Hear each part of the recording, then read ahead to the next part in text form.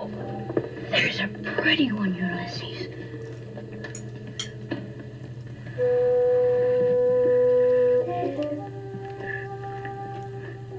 There it is. Hello BookTube, I'm Sean the Book Maniac. Welcome back to my channel and to another Friday Reads. It's getting started a little later today. I was up early, did some stuff including taping a wonderful chat with this week's mystery guest, and then needed to have a nap that kind of went on and on and on. So here I am, maybe looking a little sleepy as a result of all that, but happy to be here as always. So I've had an interesting reading week and not much else to report. My exciting news is about not exactly Patreon, but if you have seen my little thing in my show notes about Patreon and whatnot, I also say that if anybody wants to send me a PayPal donation rather than joining Patreon, that's totally fine. And oh my God, I think it was either later Friday or Saturday of last weekend that I got an incredibly generous donation by PayPal from someone that I didn't know anything about. And I want to thank her very much for such a generous contribution to my efforts. Kathleen from New Mexico, thank you very much. That was made my weekend. I was just indescribably happy to receive the support. So thanks again, Kathleen. So without further ado, here is this week's mystery guest. A big surprise, I think, for lots of you. So Heinrich, welcome to my channel. You're this week's mystery guest on my Friday Reads. Joining us from near Bristol in the UK. Thank you so much for inviting me. That's lovely. This is very exciting. So Jo Heinrich came onto my radar because she is the translator of one of the best books I've read this year, Katja Oskamp's Marzahn mon amour, translated by Jo Heinrich. Pirine Press puts the translators on the cover, as all publishers should. And this is a prize-winning book, and it deserves every prize it's gotten and more. It won the 2023 Dublin Literary Award, and in large part, that's your doing. So congratulations, Jo. Thank you so much. It was a really, really wild time. And I look back on it now and I just can't believe that it happened. It was a little taste of what it must be like to be famous just for a few days in Dublin. You had 15 minutes. Well, you deserve several more 15-minute bouts of several minutes. That's very kind. 15-minute periods of fame. Shortlisted for the Warwick Prize for Women in Translation, and was also a runner-up for the TA First Translation Prize. And the thing that just is so impressive is this is your first, not your first translation, but your first literary translation, and it's gotten all these accolades. So, yeah, pretty amazing, Jo. Oh, thank you. I'd like to think it wasn't a fluke, but yeah, it has been just the luckiest streak I've ever had in my whole life. It's been wonderful. I have pre-cleared, I got permission from Jo to read this because I thought this was one of the judges, or was that from the TA First Translation Prize? So the judge, Cal Bradley, wrote about your translation. The translation had a superb creative feel for voice and a sparkling sense of showmanship, characterful, colorful, and kaleidoscopic achievement. Isn't it lovely? Isn't that wonderful? I could just lap that up all day. Well, and I got a new word that I'm going to start using, characterful. It's a wonderful word. Yeah. I'm very much of a character reader. I care more about character development than just about anything else in my reading. What kind of a reader are you? Are you a character or a plot-driven reader? Ooh, that's a really good question. I don't know. When you first said that, I'm thinking, I'm finding at the moment that I'm going very much for empathy. If there's something that grabs my empathy, I'll read it. And I don't know whether that's plot-driven or character-driven, really. Well, but, I would love to explore this topic in depth with you. We probably won't take too much more time in this chat, but that's a fascinating question. I would say more that would veer more into character. I mean, to feel empathy is possibly. You have to warm to the characters to be able to feel that, don't you? Yeah. A lot of great literature is kind of 50-50 split between plot and character. So you don't have to choose. But certainly Marzahn mon amour is very much, I would say, character is the most important thing, and the character of the protagonist, who is a stand-in, I believe, for the author, and the people, her clients in the neighborhood in East Berlin that she does her pedicure work with, and all the wonderful exchange of energies and exchange of life stories and so on that just populate these stories. It was just such a Sean book. I loved it with all my heart. I mean, I quite missed them. I got really close to them when I was translating it. And actually, I still think, oh, I wonder how Frau Guse is or whatever. You know, that they are just lovely people, most of them. Some of them aren't. Yeah. Do you call it a novel or a collection of short stories, by the way? It's another interesting question. Yes. It kind of is. There are little links between them. They're not entirely standalone. I've heard it called a novella, which novella, absolutely, for that length kind wise of fits because it's the size, and it's also the fact that it's basically on the one subject, really, isn't it? Sure. Yeah. Sure. I had forgotten this, but I watched my video where I checked in on it, only having read about the first 30 pages, and now I remember this very vividly. The work that she does with her clients' feet as a curist is so vividly described that I felt the effects on my feet as I was reading it. Wow, that's really lovely to hear. Yeah, Yes. it was just so visceral. Yes, yes. Well, some of it, I did get in touch with a chiropodist and asked them to go through the technical bits just to make sure that I got everything right, because I didn't really know about the tools she was using. That was quite interesting to hear. Did you go for a chiropody treatment yourself? I didn't. It was in lockdown, so I couldn't. And you're giving me a little bit of a scoop from your recent update to your website about what's in the pipeline, what's coming up. So I've been working for the last couple of months. I've been working on translating another of Katja Oskamp's books. This is the German. It's called Halbschwimmer. And I don't know what it's going to be called in English yet. It might be really literal. It might be a half swimmer, or it might be something like learning to swim. It might be something else entirely. I will have to talk with Pyrene, the publishers, and work something out. And Katja has a say in it as well, of course. Basically, Halbschwimmer is her first ever book that she had published 20 years ago. It was published so long ago that she didn't even have a Word document of it to send me. So when it came to translating it, I had to take photos of every single page of the book and scan it in and drag the text off it so that I had something to work from. So that's how old it kind of was.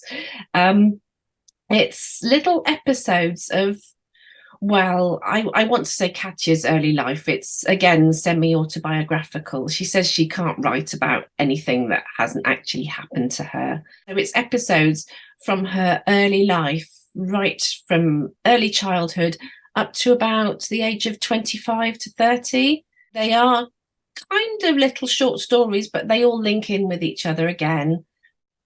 It's kind of, if you liked Marzahn, Mon Amour, I think you'll like this one too. It's going to be out probably the end of next year, so end of 2024. It'll be a while yet. That sounds wonderful. So jokingly, I'm going to ask you to please do it sooner, because I don't think I can wait that long, Jo. Well, I've got till the end of middle of January to get it finished. And then it's down to the publishers, and we've got to do lots of edits, and it'll be a while. But I think I heard you pronounce the name of the publisher correctly. So can you say it again? I've always called it Pyrene Press, but how do you say it? It's Pyrene. It was only through dealing with them, and they had an online book club that was going in lockdown, and I found out it was Pyrene. I think she's a Greek goddess or a Roman goddess. Have you met Katja Oskamp? Yes, I have. I first met her when we launched Marzahn, Mon Amour. She came over to London, and we had an evening together with that. And she was just like you'd think she was. She was so warm and lovely. And I said that I hadn't been to Marzahn, and I said that I really quite fancied visiting. And she said, well, if you do, I'll take you on a personal tour. And I was like, well, I've got to then, haven't I, really? So I managed to persuade my family that we needed to go to Berlin for a summer holiday. And I dragged them all to Marzahn. She was really excited about meeting them. And we all had a whole afternoon and evening together, wandering around Marzahn just to see the places that she was talking about. During the process of translating, were you in fairly frequent contact with her, or I'm curious about the translation process? Yeah, once I'd done the first draft, I knew there were lots of questions I had, either really technical bits where I didn't know something or things that I didn't understand, because all the characters all talk with Berlin dialect. And some of it was like, oh, I don't know what that means. I've got no idea. So yeah, I did have to email her quite often with quite a lot of questions, and she was always really great. Sometimes she was quite forthright and she was like, no, that will not do. You are not using that word. It has to be this word. But that's fine too. That's good. Yeah. So you have another book coming out next year that's nonfiction. Can you tell us about that? Well, I was asked to do this non-fiction book, and if I show you, I haven't got a copy of Marzahn here, but basically it's a great big book, and it's a very different thing. And I just wanted to see if I could do it. It was a kind of challenge to myself, really. This is the German version, because the English one's still not out yet. It's going to be out, I think, September. It's going to be called The Invention of Good and Evil. And it's by a really, really amazingly clever guy called Hanno Sauer. And it's basically a huge sweeping history of morality since the dawn of man. It's going right back to caveman days, when they realized that if they hunted alone, they wouldn't get very much. And if they hunted in groups and had a strategy and worked together, they got more. And it paid off. And it sweeps through all of history right up till the present day and the future. And it talks about the polarization in social media and all the things that are going on in the news now, and what we can learn from them. And it's genuinely changed the way I think about some of the things, some of the problems in our world, basically. It's been a remarkable process. So yeah. Wonderful. So it's coming out next year from Profile Books. Next year is going to be another big year for you. How fabulous. I know. You do other kinds of translation. I'm going to put a link in the show notes, but my goodness, the list of your specialties is just incredible. Everything from marketing to footwear, cookery, crafts, photography, humanitarians, and the toy industry. So tell us, I just have to ask, how did you come to specialize in the toy industry? Wow, well, that's going back now. Years ago, I used to work for a French toy company, because I do translation from French as well.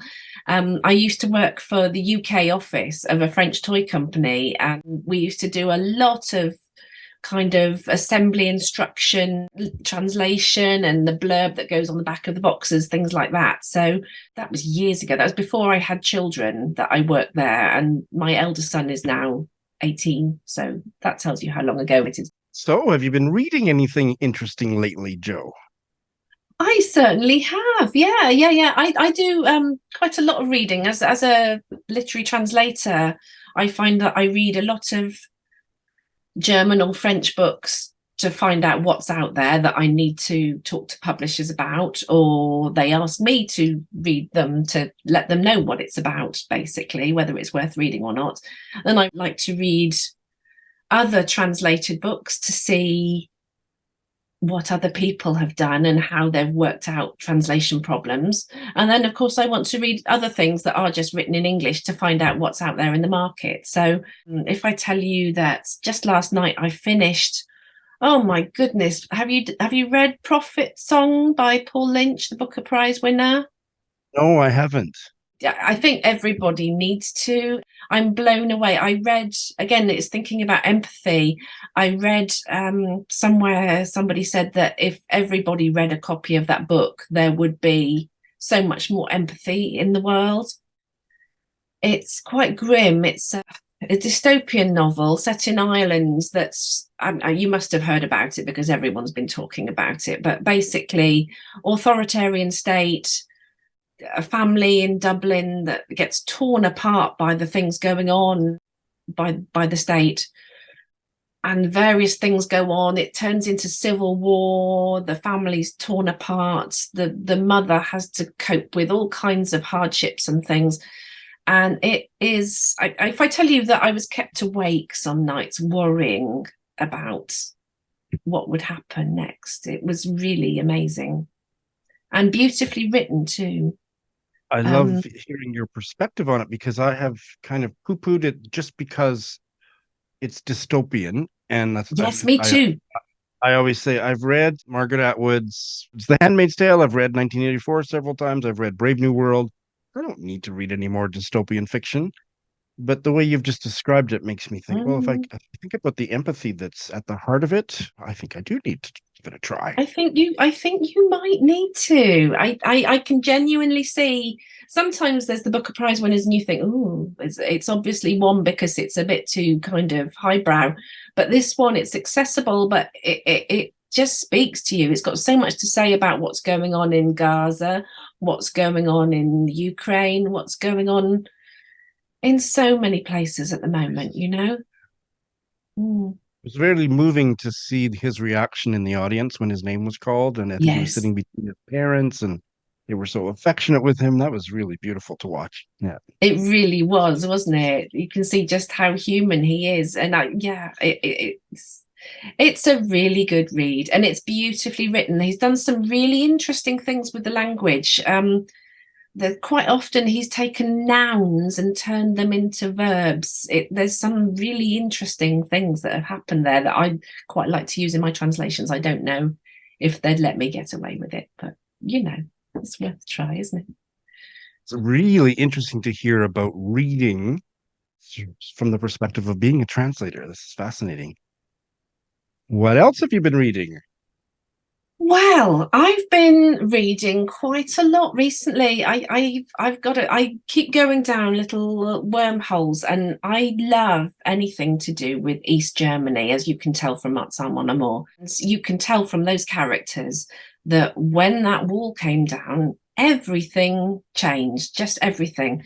So in Germany, there's a category of novel called the Wenderoman, which means the novel of the turn, literally. And the turn is what they called that time when the wall came down and everything changed. And so this one is the most recent one I've read. I think it's called Star 111, not Star 111, but I don't really know, by Lutz Seiler. It's published by And Other Stories. I gather it's coming out in America in September. So it's on its way. It's been translated by Tess Lewis. It's a really good read. Basically, the walls come down. There's a young man who quite fancies becoming a poet or a writer. As soon as the wall comes down, his fairly straight-laced parents go west, and he's a bit bewildered, and he's left on his own with the parents' flat, and he's, what shall I do? And he ends up taking the family car and just going to East Berlin to see what his future holds there, really. And he falls in with a group who are kind of almost like a commune. They set up squats. They set up a bar and meeting space. It's just chaos. It's complete anarchy on the streets of East Berlin, because it's a free-for-all. There's, nobody knows what's going on. Everything they've known has gone. But it's quite positive. It's quite fun, really.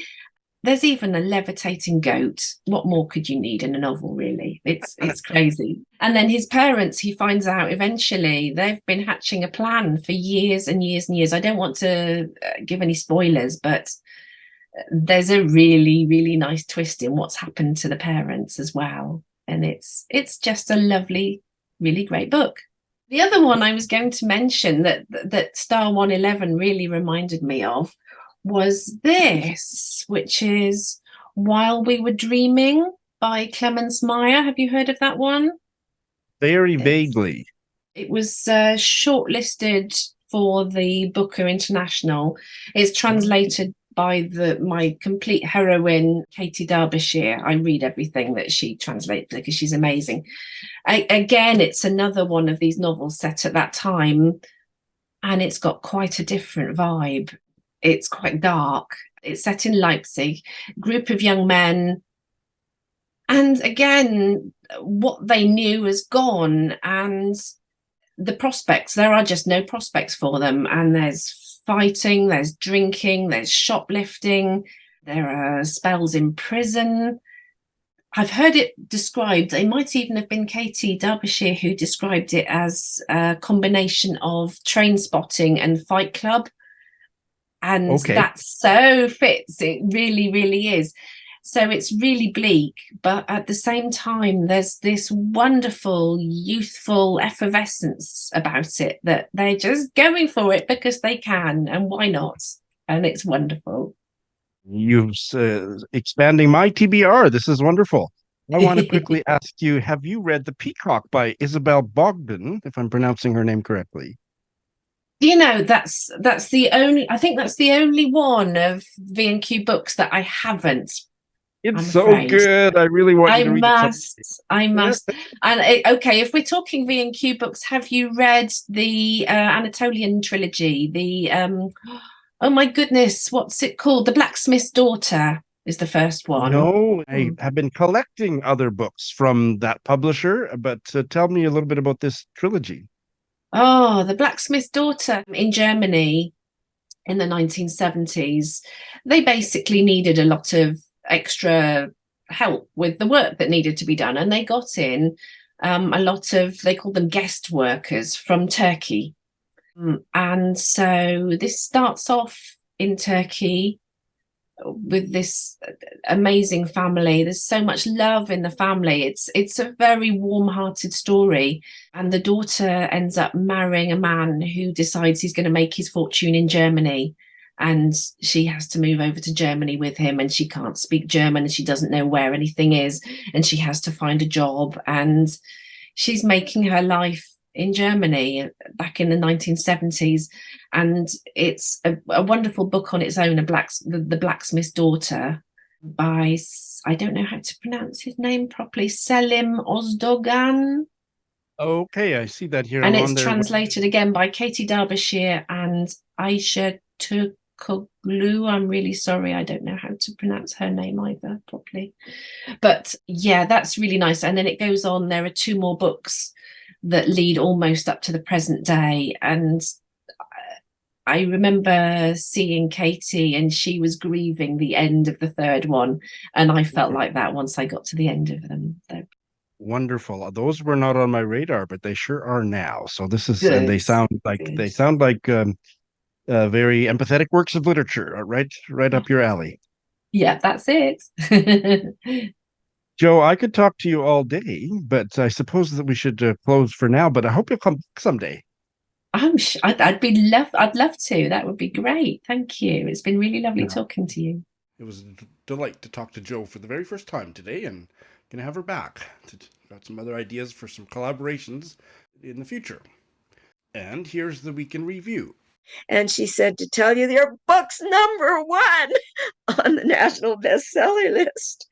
So there was that just goes to show, for all the expertise out there, they don't know nothing. Yes, well, the thing that came across, I think that you've just touched on, is the sense of home, and how much the sense of home is tied up with particular ingredients and their smells and their textures. And he is very good at conveying that sometimes he becomes homesick and he gets particular ingredients coming through that he mentions. Some of them are ones I was not familiar with, but if anyone who's reading is looking for new tastes and textures and ideas, then you will definitely find more unusual things in this article. Couldn't not get this one. This is called 1 Year's Time by Angela Milne, who is a relative, is it a niece or something, of A.A. Milne. Yes, a niece. Her dates are 1909 to 1990, and this novel was published in 1941. And it is about a single woman who leaps into an exciting new sexual relationship with a man she meets at her New Year's Eve party. But it actually goes back to the very common English word, gang, and that was what I thought was particularly fascinating. The loose-limbed style of walking is the connection where it made a leap from gang to gangling, because gang, believe it or not, originally in Old English meant mostly a going or a journey, a way, a passage. All right. I finished 2 books, neither of which I'm going to say very much about. I'll tell you about one that I haven't talked about on this channel yet that I've started, and 2 more that I started in the past week that I'm ready to check in on in a preliminary way. I finished My Ántonia by Willa Cather. I absolutely loved it, and the reason I'm not going to say too much about it is Hannah of Hannah's Books is doing a whole series of Willa Cather rereadings on the occasion of Cather's 150th birthday anniversary, including chats with booktubers, pseudo buddy read type of chats.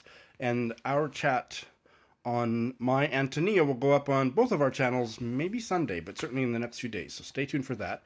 What can I say about this? Oh my God. I absolutely loved it. It was a 5-star read. I know some people didn't get along with maybe the last chapter, which is kind of a spoiler to explain why. It didn't bother me particularly. Felt like a good ending for this story, perhaps for this particular reader, but I can certainly see the critique. But there's just so much rich stuff, so much violence, that there's such a wholesomeness about so many other aspects of the story told through a child narrator for much of it about children. And then there's all this violence and suicide and this and that is threaded throughout. But there's such I never like to use the word cozy, but there's such a cozy feel to so much of the story that after you've finished it, you kind of forget about all the rough edges of the story, because it's pretty dark, some of it. But I'm certainly over my Willa Cather allergy, and it makes me want to read more of her books, especially the books that I studied and wasn't having a very good time as a grad student, and didn't have a very good time reading the books. I bet you I'd get along with them much more now, but I don't think I ever read this, and this was an outstanding work of literature with a lot of intriguing stuff going on with gender and sexuality and narrative point of view. You could talk for hours, and Hannah and I limited our chat to about 40 minutes. I'm not sure how long it will be when it's edited, but it was a fun conversation. I bet if I had read this 20 years ago or 30 years ago, I would have skimmed through the nature descriptions, but I think that was my favorite part. The lush descriptions of the prairie were just gorgeous, and I think that I was even more deeply attuned to them because I have just so recently read Sharon Butela's memoir, Perfection of the Morning. That's just gorgeous. Many more thoughts and a discussion to come in the video that Hannah and I made. Last night, I finished this novel by Ellen Hawley, A Decent World. It is the second novel I've read by her, and I'm not going to say very much about this because we are going to have a chat probably soon, but I don't think it'll get edited and published until January. What I will say now is I really enjoyed it. I'm looking forward to talking with Ellen about it. It didn't hit me as deeply as did her previous novel, Other People Manage, which was one of my top 5 reads of the book of the year last year. But this is a book that would really speak to anybody who is more of a politically attuned reader of fiction, and particularly on the left side of the spectrum. It's the story about a granddaughter who was raised by her grandmother, and her grandmother has now passed on, and the family it's a fractious family. She barely speaks to her mother, but her grandmother was a lifelong communist in America, and the protagonist, her granddaughter, who's about in her late 20s perhaps, has inherited those politics, and this was set during the time of Occupy Wall Street and all that stuff, and all the foreclosures on houses. So there's a lot of urgent politics in the story and a lot of self-doubt in the lives of these characters that have given their lives over to those kinds of causes, all the while their personal lives or family lives are, if not in shreds, certainly complicated and make for an interesting story. That's what I'll say for now. Stay tuned next month for my chat with Ellen.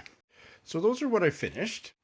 It dawned on me yesterday that I have not even put this on my Goodreads, but I am reading David Carpenter's essay collection, Writing Home. I'm reading it to a dear friend. I won't name her because I didn't ask her permission yet. So, who is awaiting glaucoma surgery or cataract surgery. I can't remember which, and it isn't able to do much reading right now. So I'm reading these essays to her on Facebook Messenger, and we're having such a good time discussing these and me reading them to her. And these essays are speaking to me so deeply. So David Carpenter was my mystery guest last Friday. There'll be a longer chat with him on my channel in the coming days. That's a general conversation about his life as a writer. And then the next video that you see will be an in-depth chat with him about his memoir, Courting Saskatchewan. You won't see that for a while, at least until January, but I'm going to be taping that in the next week. And then after that, I'm going to interview him about these essays because, oh my God, so much I want to talk to him about in these essays. And I would say the introduction, when I read the introduction, I felt like I was reading kind of a spiritual autobiography of my life as a frustrated academic and as a reader. So yeah, I'm really connecting deeply with what I've read so far out of Writing Home. So stay tuned for more about that. And I'm now almost halfway through. And I want to check in on the two books that I started last week because they're both going very well. The Greatest Gresham, this book that I loved as a child, didn't remember anything about, by Gillian Avery, originally published in 1962. I am just so in love with this after 30 pages in. I'm not remembering anything from it particularly. I have just fallen into this world. I think it's set in maybe the late Victorian era, but like I say, written in 1962. And the family have a very strict parents, and there's never been any children on their street, I believe in London, to play with, just a bunch of old ladies. And so a family has moved in next door where the mother's dead and they're being raised by an aunt, and they're a bit unusual, the children that move in. And these kids in the Gresham family are so excited to have somebody to play with, but they're so nervous that their strict father is going to forbid them from playing with the kids next door, and that's kind of what's going on. The oldest daughter, the blonde there, Julia, she is a reader. So here she is in the first chapter. You can see, there she is on the floor, and she's not supposed to read on the floor like that. She gets in trouble anytime her parents catch her because it's not good for a child's posture or whatever. And so her younger sister calls her out and snatches her book away. And so then Julie is angry. And the speaker here, she is her younger sister, Amy. "Don't shake me," she said loudly. "You got into trouble for that on Saturday, from Papa too." Julia looked at her in disgust. "What a little prig you are." But she made no attempt to recover the book. It was perfectly true. She was not supposed to read in the morning, though she tried to every day. And that position, crouched on the floor, had always horrified her mother. Her father, in high indignation a few days before, had told her, indeed, that unless she could sit in a more ladylike way, he would put an end to this infernal reading altogether. It was not that she meant to defy her parents. She would just stretch out a hand for a book, only meaning to look inside, and then put it down. But before she knew where she was, there was somebody calling her angrily to come for a meal, and she would find that hours had passed.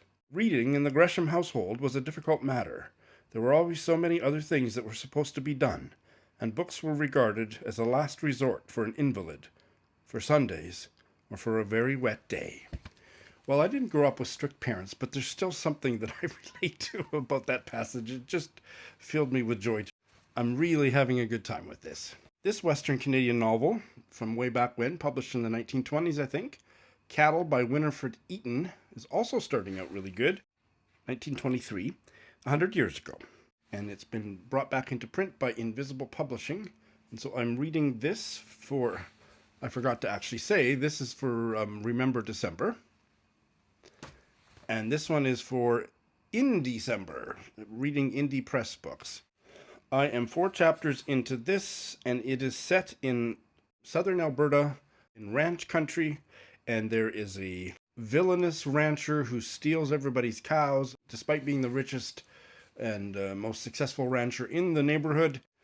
Anybody whose cows aren't branded well enough that he can put his own over top, or I don't know how he does it, but he's just a bad actor in the community. And there's a poor farming family down the road and a doctor, and the eldest daughter of the poor ranching family has fallen in love with the ranch hand, the cowboy from the villainous ranch, and that's where things are at. And it's really quite sweet, and I'm newly interested in ranching after reading Sharon Butella's memoir, Perfection of the Morning. The interesting thing about this is that the author is a woman, and she wrote under a pen name Onoto Watana. She was not Japanese, she was part Chinese. So far, I'm intrigued by it.